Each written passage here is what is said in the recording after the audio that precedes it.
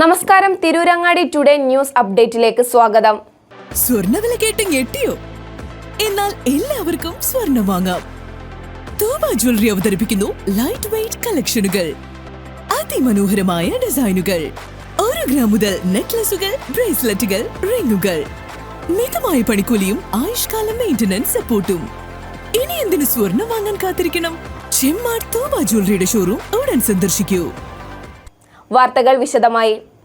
താനൂരിലെ പെൺകുട്ടികളെ കാണാതായ സംഭവത്തിൽ മുംബൈയിലെ ബ്യൂട്ടി പാർലറിന്റെ റോൾ അന്വേഷണ വിധേയമാക്കണമെന്ന് കോൺഗ്രസ് നേതാവ് സന്ദീപ് വാര്യർ. അവിടെ നിന്നും അറിഞ്ഞ കൃത്യമായ ചില വിവരങ്ങളുടെ അടിസ്ഥാനത്തിലാണ് ഇക്കാര്യം പറയുന്നതെന്നും കസ്റ്റമറുടെ വീഡിയോ എടുത്ത് സൂക്ഷിച്ചു എന്നൊക്കെ പറയുന്നതിലുള്ള അവിശ്വസനീയത കൊണ്ടാണ് അന്വേഷിച്ചതെന്നും അദ്ദേഹം ഫേസ്ബുക്കിൽ കുറിച്ചു. ഏതാനും വർഷം മുമ്പ് ഈ സ്ഥാപനത്തിൽ മുംബൈ പോലീസ് റെയ്ഡ് നടത്തിയതായും നിരവധി മലയാളി പെൺകുട്ടികളെ അടക്കം അനാശാസ്യത്തിന് പിടികൂടിയതായും അന്ന് മനോരമയുടെ മുംബൈ എഡിഷനിൽ ഇത് വാർത്തയായി വരുന്നതായും ആ പ്രദേശത്തുള്ള മലയാളികൾ അറിയിച്ചതായും അദ്ദേഹം പറഞ്ഞു. മുംബൈയിലെ പാർലർ ഉടമ പാലാരിവട്ടംകാരനായ ഒരു പ്രിൻസാണെന്ന് വിവരം ലഭിച്ചു.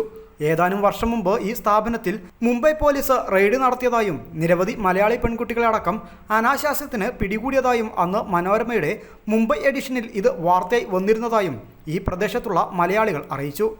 ഇക്കാര്യം സംബന്ധിച്ച് ഇന്ന് മാതൃഭൂമിയിൽ മാധു ചെറുതായി ഒന്ന് സൂചിപ്പിച്ചപ്പോൾ തന്നെ ചർച്ചയിൽ പങ്കെടുത്തുകൊണ്ടിരുന്ന പാർലർ ഉടമയുടെ മുഖം വിറളി വെളുത്തതായി കാണാൻ സാധിച്ചു. കേരള പോലീസ് മുംബൈ പോലീസുമായി ബന്ധപ്പെട്ട് ഈ വിവരങ്ങൾ അന്വേഷിക്കണം. 1-2 വർഷം മുമ്പ് ഇവിടെ ഒരു മലയാളിയുടെ ദുരൂഹമരണം നടന്നതായും മൃതദേഹം നാട്ടിൽ കൊണ്ടുവരാതെ അവിടെ തന്നെ അടക്കിയതായും മുംബൈ മലയാളികളിൽ നിന്ന് വിവരം ലഭിച്ചിട്ടുണ്ട്. ഇതെല്ലാം അന്വേഷണ വിധേയമാക്കണം. നാളെ നമ്മുടെ ഒരു പെൺകുട്ടിക്കും ഈ അവസ്ഥ വന്നുകൂടാ. അതുകൊണ്ട് തന്നെ ശക്തമായ അന്വേഷണം ഇക്കാര്യത്തിൽ ആവശ്യമുണ്ട്.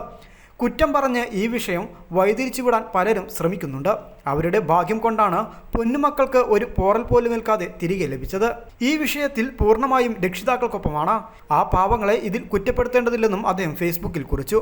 നേരത്തെ കോവിഡിന് 1.5 വർഷം മുമ്പ് ഈ സ്ഥാപനത്തിനെതിരെ മുംബൈ പോലീസിന്റെ എന്തെങ്കിലും നടപടി വന്നിരുന്നോ എന്ന് അന്വേഷിക്കണമെന്നും എന്തുകൊണ്ടാണ് പേര് മാറ്റി ഈ സ്ഥാപനം വീണ്ടും പ്രവർത്തനം ആരംഭിക്കേണ്ടി വന്നതെന്നും സന്ദീപ് വാര്യർ ചോദ്യം ഉന്നയിച്ചിരുന്നു.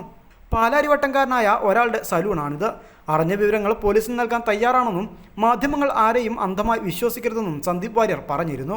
കുട്ടികളെ കാണാതായ സംഭവത്തിൽ മുംബൈയിലെ ബ്യൂട്ടി പാർലറിന്റെ റോള് അന്വേഷണ വിധേയമാക്കണം. അവിടെ നിന്നും അറിഞ്ഞ കൃത്യമായ ചില വിവരങ്ങളുടെ അടിസ്ഥാനത്തിലാണ് ഇക്കാര്യങ്ങൾ പറയുന്നത്. കസ്റ്റമറുടെ വീഡിയോ എടുത്ത് സൂക്ഷിച്ചു എന്നൊക്കെ പറയുന്നതിലുള്ള അവിശ്വസനീയത കൊണ്ടാണ് അന്വേഷിച്ചത്. കോവിഡിന് 1.5 വർഷം മുമ്പ് ഈ സ്ഥാപനത്തിനെതിരെ മുംബൈ പോലീസിന്റെ എന്തെങ്കിലും നടപടി വന്നിരുന്നോ എന്ന് അന്വേഷിക്കണം. എന്തുകൊണ്ടാണ് പേര് മാറ്റി ഈ സ്ഥാപനം വീണ്ടും പ്രവർത്തനം ആരംഭിക്കേണ്ടി വന്നത്? പാലാരിവട്ടംകാരനായ ഒരാളുടെ സലൂണാണിത്. അറിഞ്ഞ വിവരങ്ങൾ പോലീസിന് നൽകാൻ തയ്യാറാണെന്നും മാധ്യമങ്ങൾ ആരെയും അന്ധമായി വിശ്വസിക്കരുതെന്നും ഒരൽപ്പം അന്വേഷണമൊക്കെ മുംബൈയിലെ പ്രതിനിധികളെ വിട്ട് നടത്താവുന്നതാണെന്നും സന്ദീപ് വാര്യർ നേരത്തെ ഫേസ്ബുക്കിൽ കുറിച്ചിരുന്നു. News desk, Tirurangadi today.